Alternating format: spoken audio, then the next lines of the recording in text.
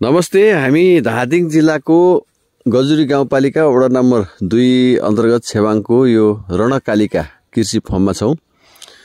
यहाँ अशोक पन्त र शिवराज पन्त भएर यो चाहिँ फर्म सञ्चालन गरिरहनु भएको छ। यो पहाडी बेल्टमा पनि एकदम राम्रो फर्म, यो उन्नत प्रवृत्तिबाट यो उन्नत टनेल निर्माण गरेर चाहिँ यसभित्र बिउ बिजन उत्पादन गर्ने, विभिन्न किसिमका तरकारी फलफुलहरू उत्पादन गर्ने काम भइरहेको छ।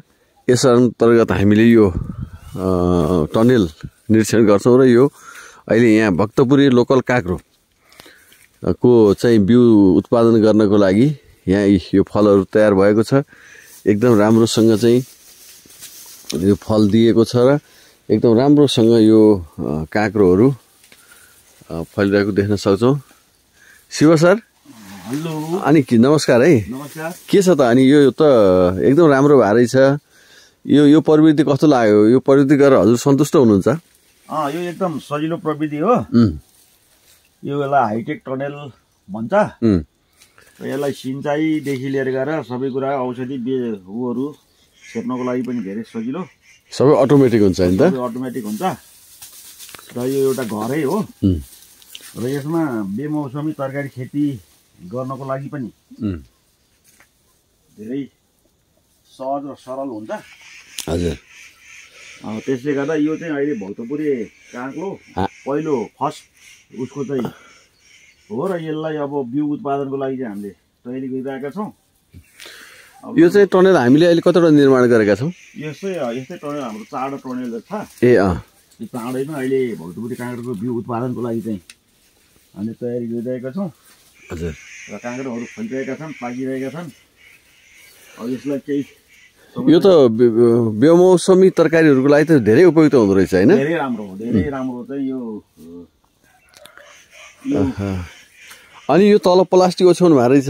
यो मल्चिङ प्रविधि हो। मल्चिङ भनेको यो प्रविधि गर्दा झार नआउने, यसले झारलाई पनि रोक्ने भयो, नियन्त्रण गर्यो र यो पानी लगाउनु सजिलो भयो पनि सजिलो भयो, अनि मोलहरू दिन पनि सजिलो भयो। यो पाइप यो थोपा सिंचाइ। अच्छा। पाइपहरू बिछेको छ। अब माथि हामीले चाहिँ इलेक्ट्रिक लाएर खोल्देपछि सेन्सरबाट चाहिँ ऊबाट चाहिँ आउँछ। यो अहिले हामी मङ्सिरको महिनामा छौँ र मङ्सिर महिनाको आधा आधीमा पनि हामी यतिको चाहिँ उत्पादन गर्न सफल भएका छौँ हैन त? ऊ बेलामा यो मङ्सिर महिनामा काँक्रो भयो भने नाम नकारिकन खानु भनेर भन्थे। अब अहिले खेती हुन थाल्यो। अब भनेपछि हामी बिउ, यो काँक्रोको बिउ चाहियो भने हामीले भक्तपुरे काँक्रोको बिउ पनि यहाँ उपलब्ध गराउने भयो। उपलब्ध हुने भयो। यो चाहिँ आफ्नै गाउँमा फलेको, आफ्नै ठाउँको।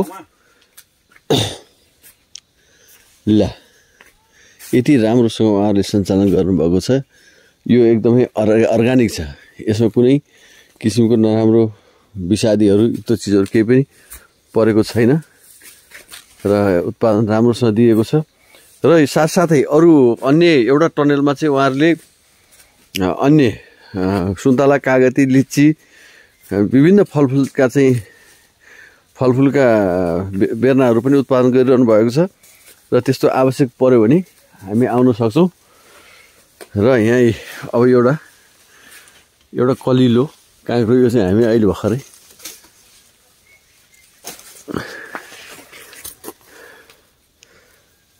यो चाहिँ यहाँ लाइभ खान मिल्यो नि त? ल धन्यवाद।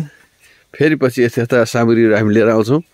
हेर्दै गर्नु होला हाम्रो युट्युब च्यानल। धन्यवाद।